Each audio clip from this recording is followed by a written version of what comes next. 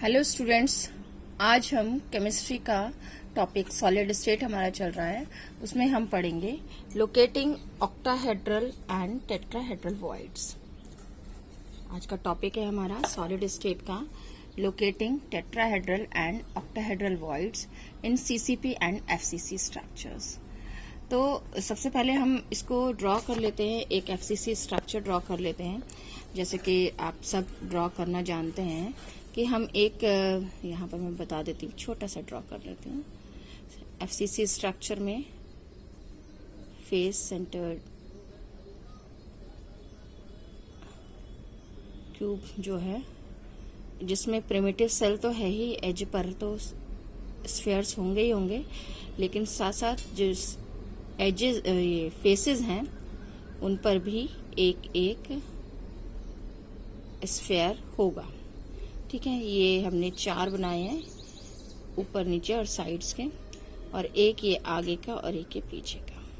ठीक है, तो ये एफसीसी स्ट्रक्चर है।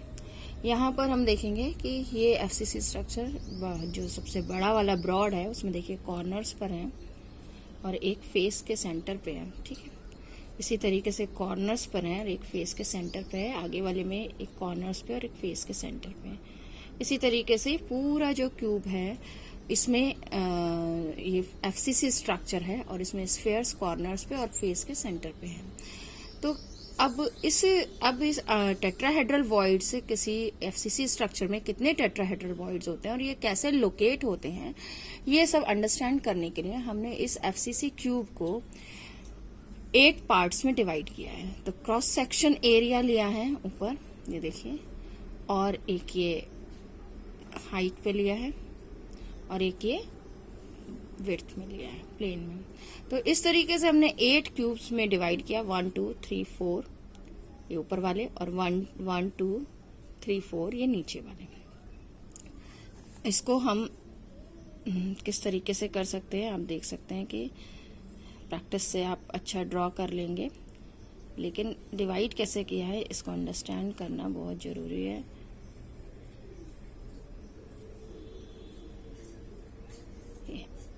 ये इसी तरीके से ये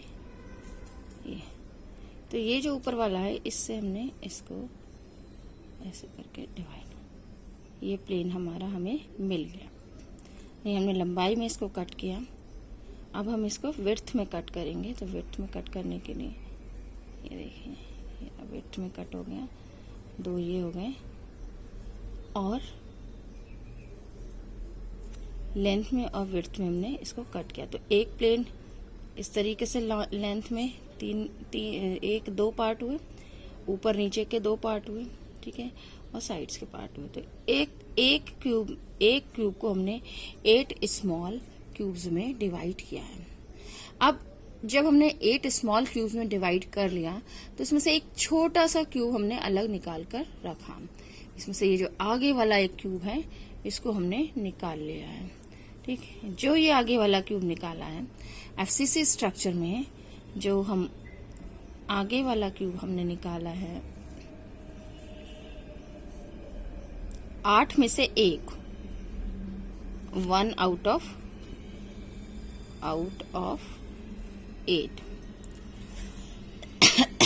8 क्यूब्स। इसमें जो स्फेयर्स प्रेजेंट होंगे, that are present at alternate corners. तो अगर मैं एक यहाँ पे स्फेयर देख लूं, तो इस पर नहीं होगा, दूसरा यहाँ पर होगा, तीसरा इस पर नहीं होगा, ठीक है, तीसरा यहाँ पर होगा, ठीक है, चौथा इस पर नहीं होगा, यहाँ पर। इसके अलावा हर फेस के ऑल्टरनेट कॉर्नर पर स्फेयर्स प्रेजेंट हैं। So you can see that the structure will arise like this, which is quite similar to this.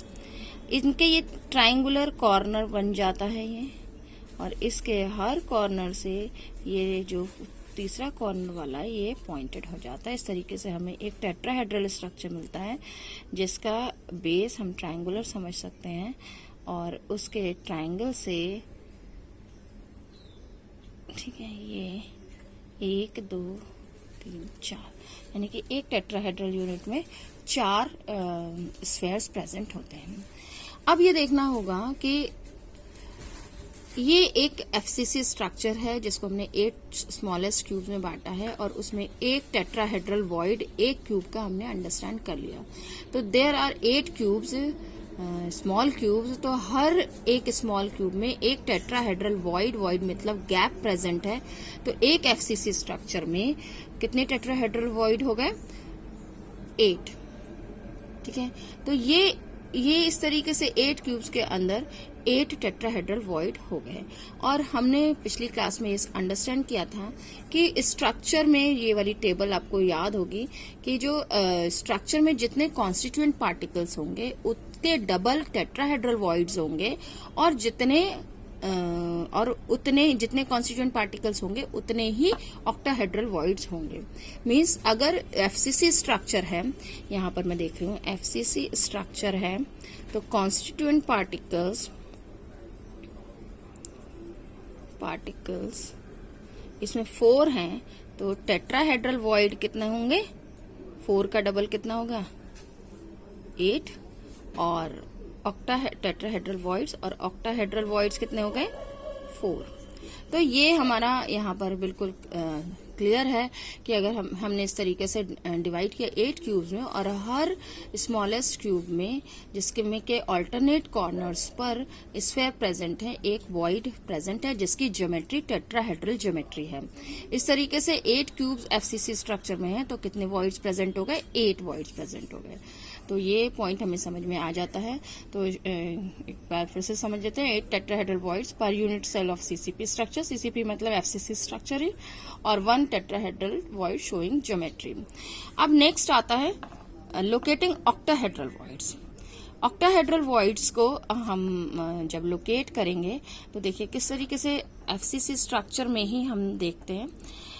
यहाँ पर देखिए ऑक्टाहेड्रल यूनिट क्या होती है कि आप इस तरीके से, ऑक्टाहेड्रल स्ट्रक्चर क्या होता है कि ये मीन्स कॉर्नर्स पर स्फेयर्स होने चाहिए और एक टॉप पर और एक लोअर पर। तो यानी ये इससे जुड़ा हुआ है।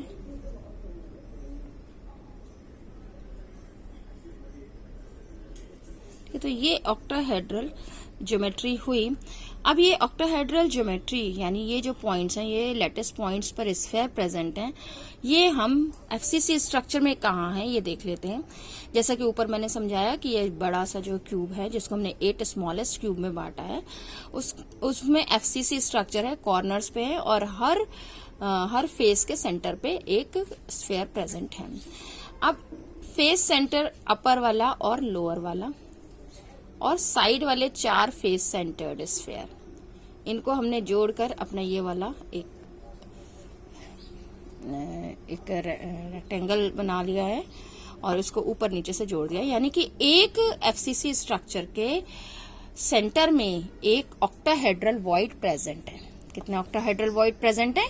एक ऑक्टाहेड्रल वॉइड प्रेजेंट है। अब देखते हैं कि और ऑक्टाहेड्रल वॉइड्स कहाँ प्रेजेंट हो सकते हैं। तो इसकी हर एज पर हम देखें, अगर हम हर एज ले लें, यानी कि ये वाली अगर एज है सपोज ये वाली, तो एक ये और ऐसे ही 2 इधर बाहर दूसरी जो यूनिट इससे जुड़ी हुई होगी, जैसे कि इसमें शो किया है इस वाले फिगर में, कि ये जो कॉर्नर है, कॉर्नर पर दो फेस सेंटर को जोड़ा और ये जो 2 है, ये वाले 2 पॉइंट जो है वो दूसरे क्यूब के जो फेस सेंटर्ड स्फेयर्स हैं उनसे जुड़ा हुआ है।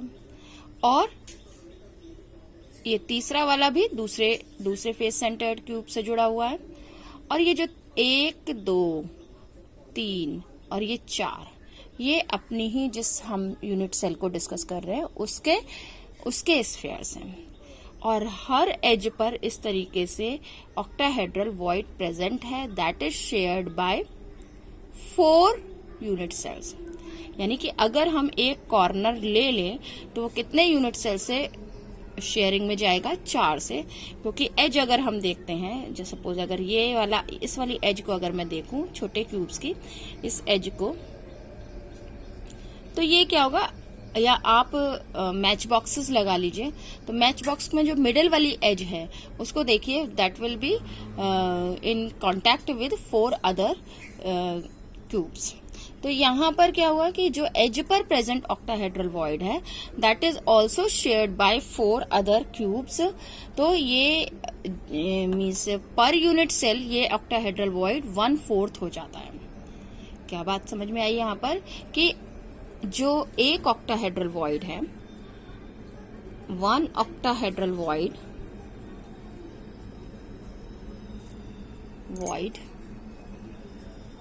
is in the FCC structure, and पहला पॉइंट ये निकल कर आया, ठीक है। दूसरा पॉइंट क्या निकल कर आया कि octahedral void on edge is shared by